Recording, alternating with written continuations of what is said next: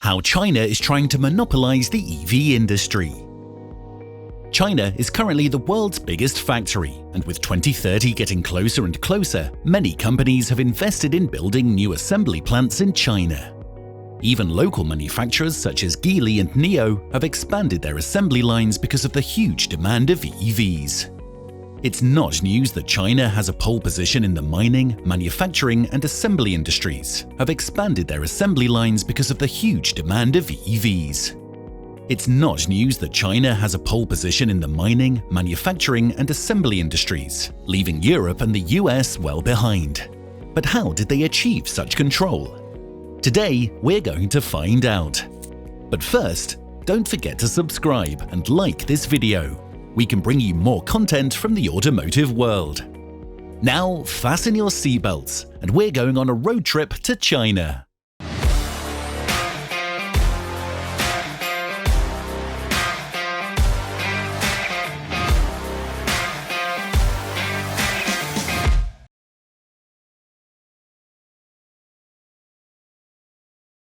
Growth of the Chinese automotive industry. Thanks to incentives from the Chinese central government and foreign investment from technology companies, businesses such as Geely, Xpeng Motors, and startups such as NIO have accelerated the construction of assembly plants that are larger and better trained than those of their Western peers. According to the New York Times, China is expected to produce more than 8 million EVs by 2028, surpassing the combined production of Europe and the United States. This has prompted new Chinese companies to enter the EV market, even at a very high risk. You see, many of these companies are betting that Chinese buyers with $40,000 in their pockets will buy an EV fresh off the assembly line. Will they succeed?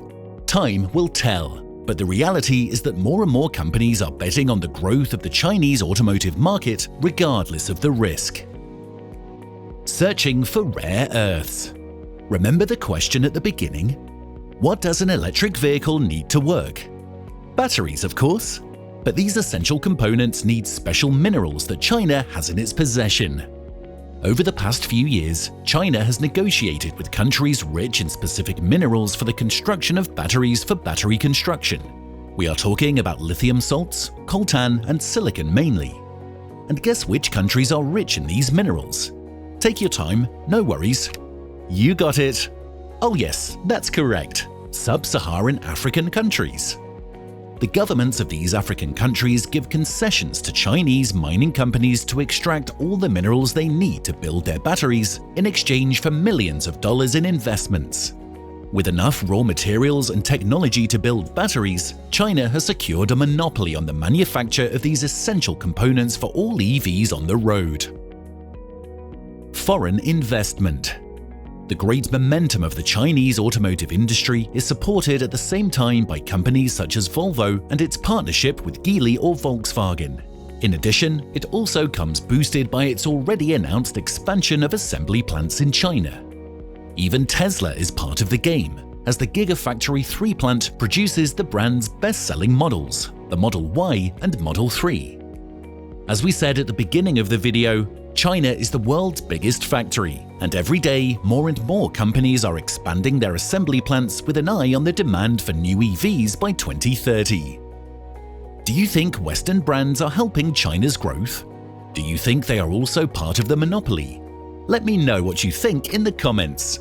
I also remind you to like the video and subscribe to the channel if you like what you're hearing.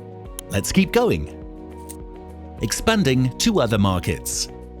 After a long period of stagnation, the Chinese central government has authorized funding for automotive companies to increase their EV production and battery manufacturing capacity. Although focused on the domestic market, it's not surprising that China also has long-term plans to flood the European and American markets with its models. At the time of publication of this video, Europe remains the favorite market for Chinese companies to sell their cars, with Germany and the UK being the countries with the largest presence of Chinese automakers. But the ultimate goal will always be the American market. Even though there are Chinese-made Teslas being sold in the United States, the Chinese central government has its sights set on selling its Geely, Chery, NIO, Great Wall, and other brands unknown to the average American consumer. China steps on the accelerator for EVs. After reviewing certain key points that favor China to have a monopoly over the EV industry, there is one common element that stands out amongst the rest: lack of real competition. We see that the Chinese central government gives economic incentives as a government plan to local Chinese companies to increase EV production and install charging points across the country. And on the other hand, Western companies invest heavily in expanding their assembly plants in China, employing Chinese workers, and mostly favoring these communities. But what about the rest of the world? China has been able to step on the accelerator of the EV trend, while Europe and the United States seem to have realized that 2030 is just around the corner. So their competition in this part of the industry seems to be just beginning. Big investments, state support, control of raw materials, and having most of the factories within its territory give China a monopoly on the EV industry. Without taking any political stance, the fact is that China has huge power over current and upcoming EVs from 2030 onwards, if the trend of Western companies continues. Who knows? In the future, a Tesla and a Geely may have more in common than you might expect. And that's it for today's video. Leave me in the comments your opinion on this topic, and if you think Western companies should continue on their way or leave the Chinese market aside. Don't forget to like the video and subscribe. I'll be bringing you more content from the automotive world. See you soon!